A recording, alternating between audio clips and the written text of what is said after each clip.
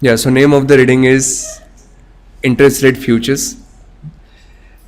This reading is more of learning the conventions rather than learning the concepts. So we would be focusing on some of the products which are traded on Chicago Mercantile Exchange.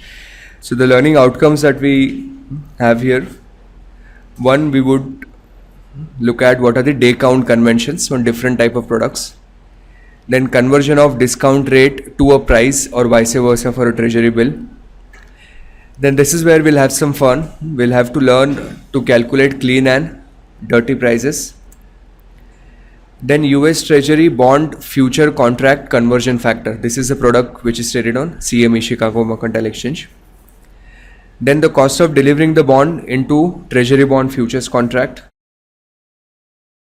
Impact of the level and shape of the yield curve on CTD bond decision. Theoretical price of a treasury bond future, euro dollar future. Then there is one interesting learning outcome on convexity adjustment, little bit of mathematics. And then how do we extract the LIBOR curve or the zero rate curve or spot curve. And towards the end we'll do some calculation on duration hedging. So let's get started. First, learning outcome. So you can give heading in the notes as day count conventions.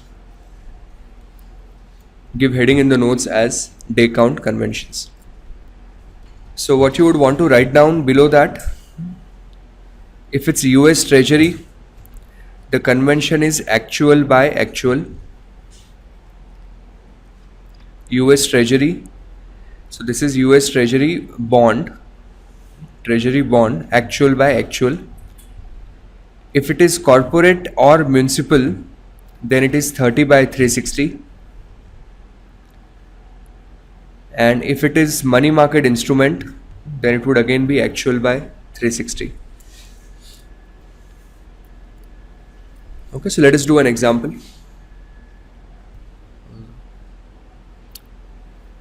Since we are in leap year this time, I'm going to take a 2015 example. So let us assume today's date is 6th of March. So today is 6th of March. Let us say there is a bond issued which has a face value of 1000, coupon rate of 10%. This 10% is semi-annual and the coupon dates are 38th of June and 31st of December every year.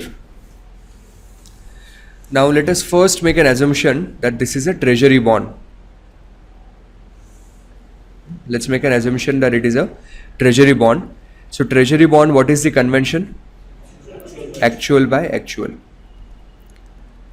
So what we have to calculate here is the accrued interest for this particular bond. So what does the accrued interest mean now? I'm building a timeline, please observe carefully. This is 1st of January, then this is 30th of June and this is 31st of December. Right now we are here on 6th of March, we are somewhere here, 6th of March. So the amount of interest which the bond has accrued in this period, which we know prima facie should be half of that, half semi-annual, right? That means approximately it should be close to 25 or maybe in the range of 20. Are you following this? So what is the amount of interest accrued in this particular period? So if you use actual by actual convention, then you will first precisely have to calculate what is the total number of days between this period. Then you will have to also calculate what are the total number of days here in this period, and then the amount of coupon multiplied with the number of days here in yellow divided by the number of days in green. That should be your accrued interest. Is that making sense to you? So to calculate these dates, we can simply make use of the date function on the calculator. So press second and is it in 2? Is date in 2? 1. So press second and 1. Press second and 1. Then say second clear work. My assumption here is that all of you have setted your date to European convention. Right? In case if you have not, then you have to do second format, downward arrow couple of times and then second set. But if you are already on European, come on to second and 1. Do we have the first date there? So that date you would enter as 01.0115. 01.0115. So how much is that? Yeah, so that would be 1st January 2015. Then press the downward arrow. Now say 30.0615. 30.0615. And then hit the enter button again. So that's 30th June 2015. Now press downward arrow and it would get you DBD and then say compute. So that is 180 days. So in this window from 1st January to 30th of June, we precisely have 180 days. Now let us calculate the exact number of days from 1st January to 6th of March. So just go to date 2. Just go to date 2 and make that as 06.0315, enter, and then compute DBD. 64. Okay. So now your accrued interest would be the amount of interest which is accrued in that period, 50, multiplied by 64 divided by 180 using actual by actual day count conventions. So whatever that number comes out to be, it would be about 25. 17. Yeah, it should be 1/3, so about 17. Now let us assume that it is not a treasury bond. Let us assume it is a municipal bond or a corporate bond. So if it is a municipal bond or corporate bond, then the convention that we use is 30 by 360. So now observe how the computation would be done.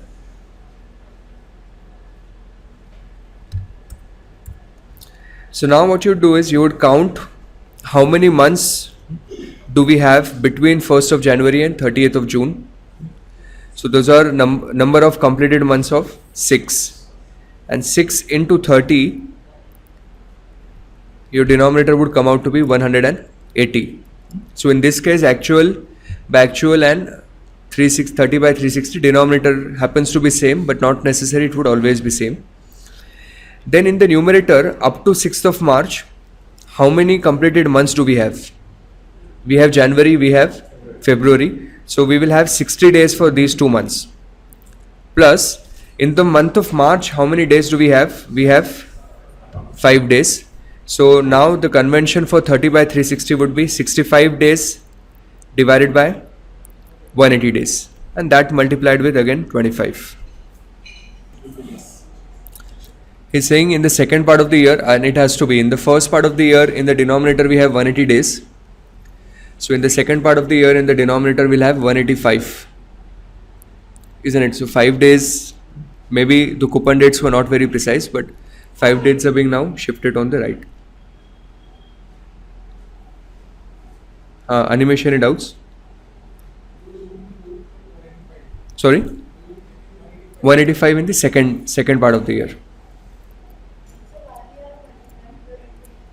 Sorry? 25, no, we should have multiplied. Did we multiply with 25 earlier?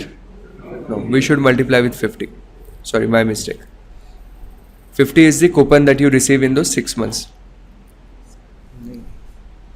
if it's 360, in this case, in both the parts of the year, it would be 180. But when we were actual by actual, in this case, in this example, this was 180, this was 185. It could be anything, depending on how the dates are structured. Okay, so see if you can solve this example. Alright, so I'm going to do this now. One coupon is to be paid on March 1.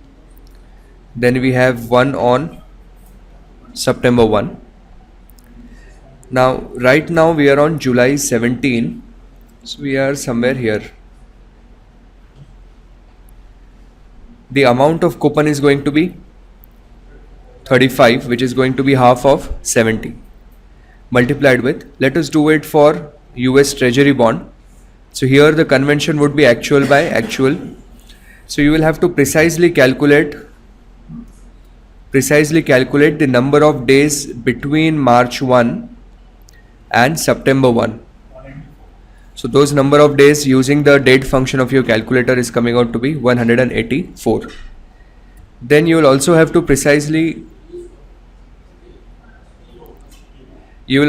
calculate what are the number of days between March 1 and July 17, and we want actual days, which is 138, and then 35 into 138 divided by 184 is US Treasury bond.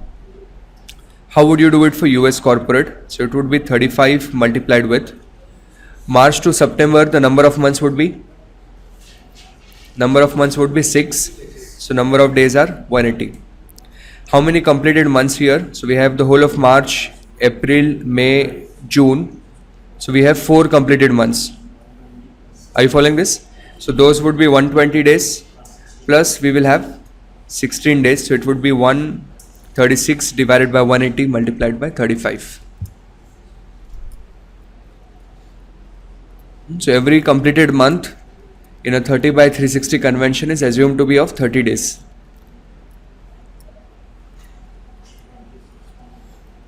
Should we go ahead now?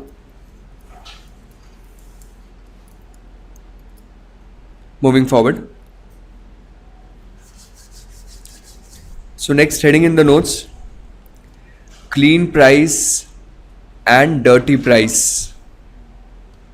Clean price and dirty price. Now the calculation here are being asked for US Treasury bond. That means the convention to be followed is actual by actual. So first we will do some concept and then we would start doing numericals around this. And first get hold of the concept.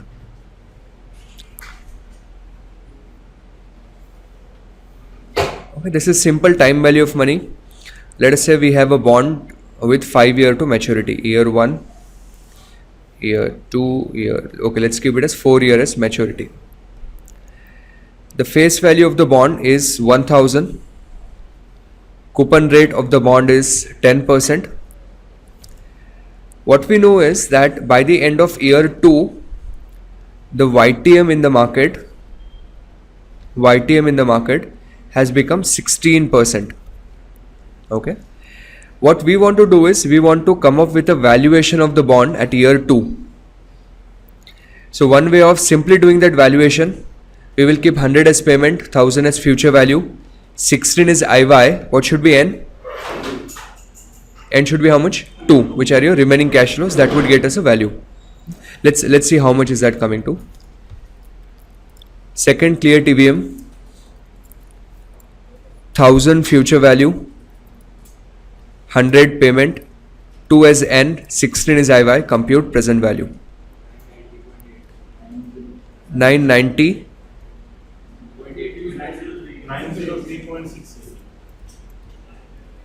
903.68. So this is the market value of the bond at time 2. All of you got the same value? Now let us say for some reason we want to find out the value at 903, but we do not want to keep NS2. So what I'm going to do now, using YTM at year 2, let us find out what should be the value at year 1, which is prima facie illogical thing to do. But what we're doing is we are using the YTM of year 2 to figure out what should be the valuation at year 1. So let's find out how much is that. So just keep NS3 and compute the present value. 865.24. Now the meaning of YTM of 16% is that valuation of the bond, the return to the bondholder every year should be 16%.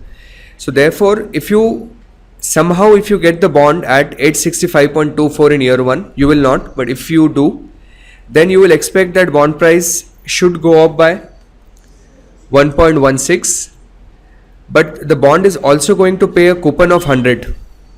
The moment coupon is paid, the bond price will again come down.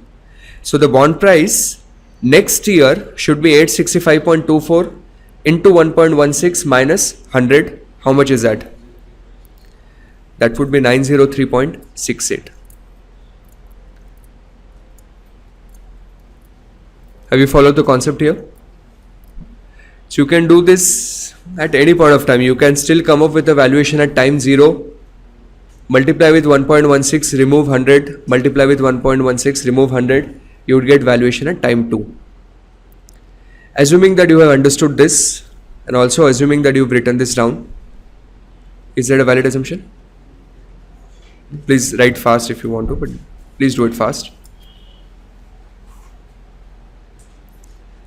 Alright, so assuming that you've written this down now, where do we put the use? If you want to do a valuation at bond, if you want to do a valuation of bond at time 2, you need not use this technique because of course it's time consuming. But imagine a scenario that we are not at time 2. Right now we are at time 1.6. That's 0.6 of the year. Now we want to know what should be the value of bond. Let us say if I tell you that the interest rate right now is 16%. Now the problem is you cannot say future value 1000, 100 payment, and then how much is this left? 1 to 2.4n, because there is no 2.4n, there is only 2n remaining. Right? There are only 2 cash flows that you are expecting to receive.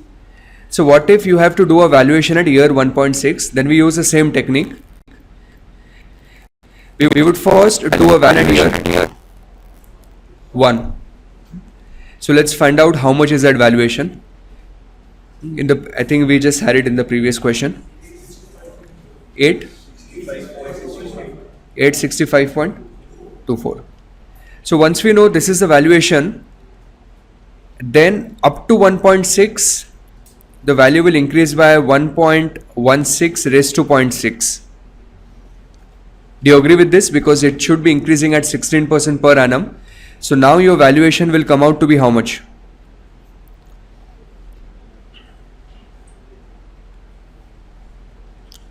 Now the valuation of the bond is how much?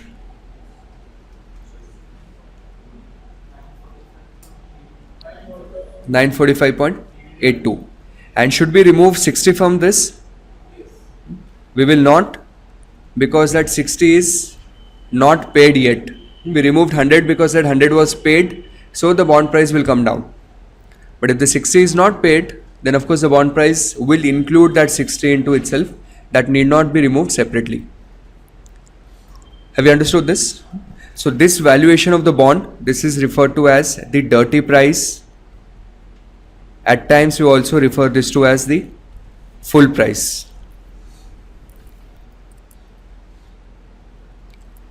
Assuming that you have written this. Now the next part is very interesting to observe.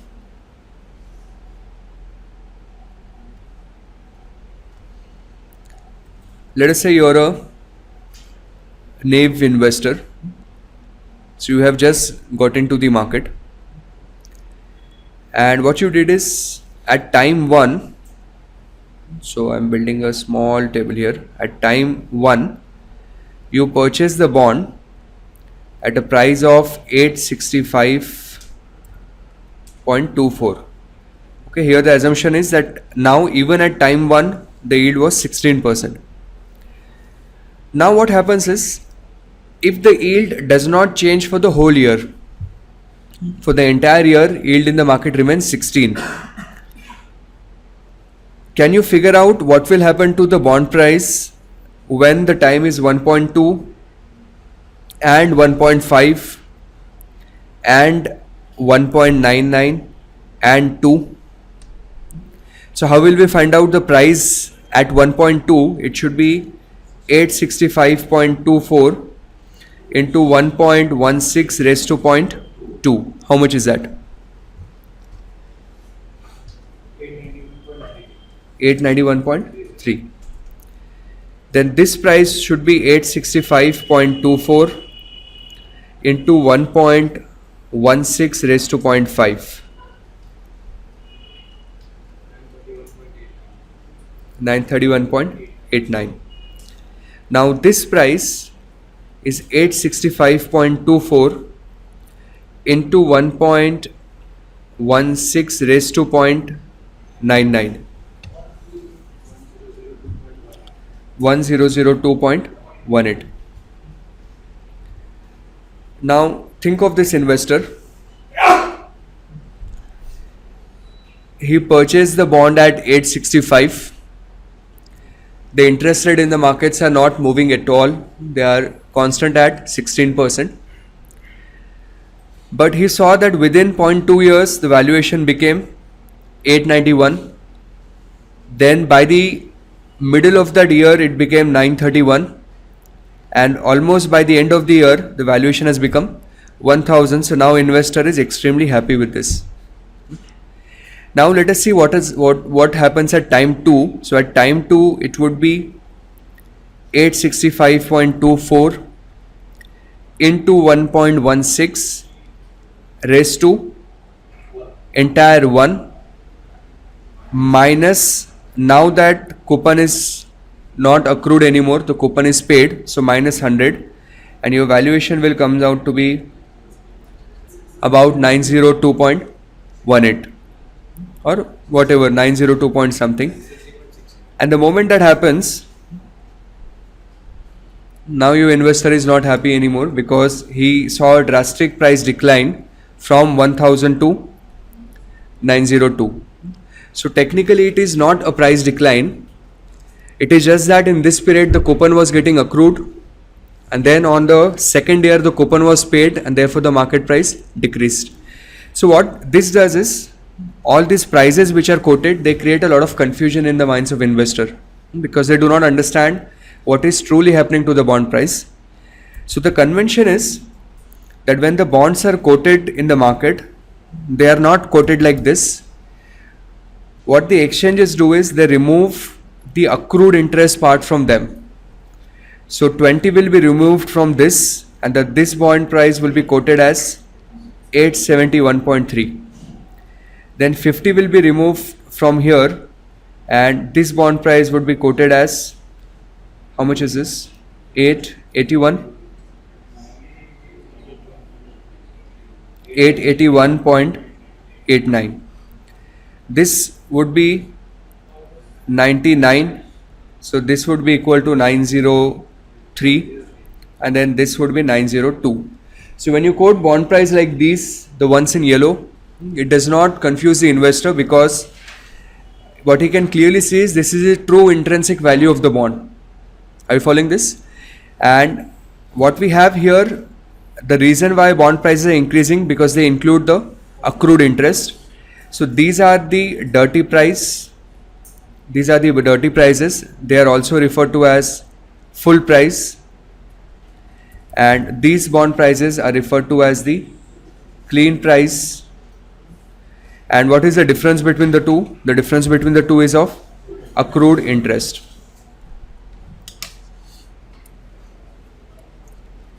Do you want me to explain this further, or may I assume that you've understood this? Have you? Fine. So now let us do some interesting number crunching. Let us say face value of a bond is 1000. Coupon rate is 13%, semi-annual. In fact, it's a treasury bond. Treasury bond means which convention? Actual by actual. Coupon dates like previous example, let's keep them as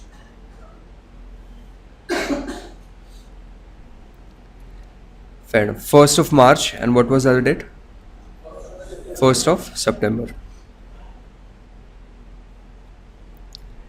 Redemption date is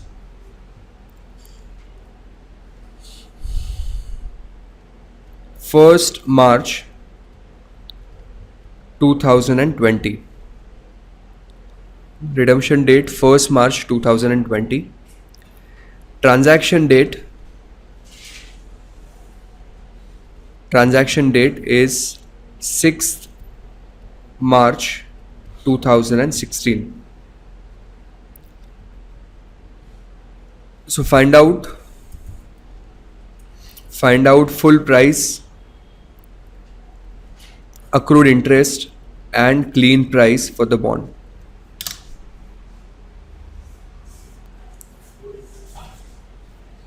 Alright, so you don't have to do anything here. As in you don't have to do calculations manually. There is a direct way of doing it in the calculator. So you have to say second and 7 है? Second and 9. Second and 9, that will take you inside the bond function. Then once you have pressed second and 9, then you have to say second clear work to ensure that whatever you had saved previously, that's deleted. What does it have on the screen? SDT is settlement date. So at least for your exam, remember what is what. So settlement date means the date on which transaction is happening. So please enter 06.0316 enter. 06.0316 enter. That's your settlement date. Then press downward arrow. What do we have now? Coupon. So say 13 enter. 13 enter.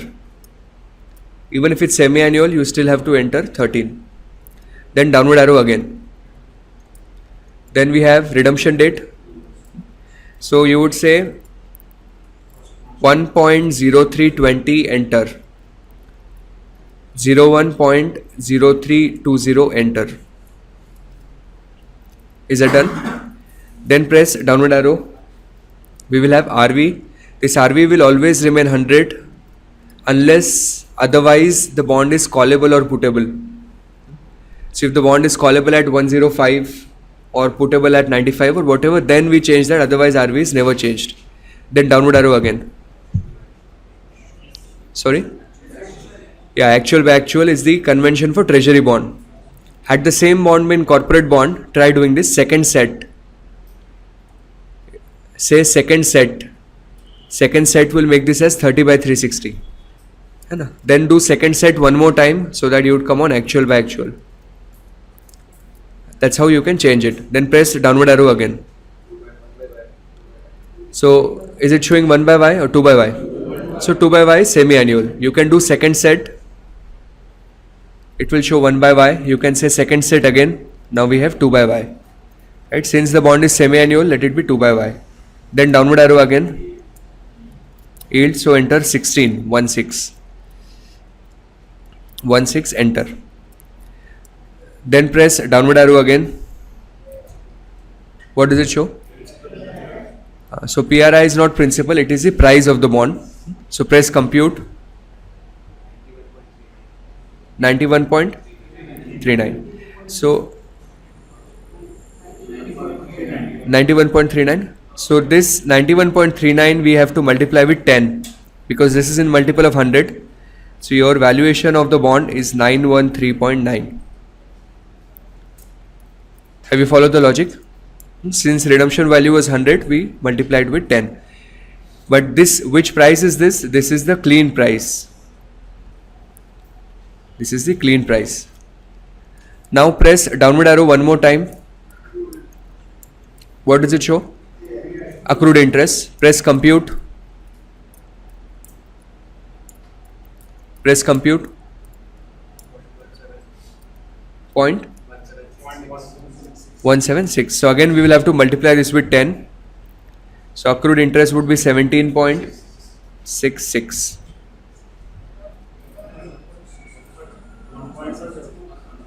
1 point?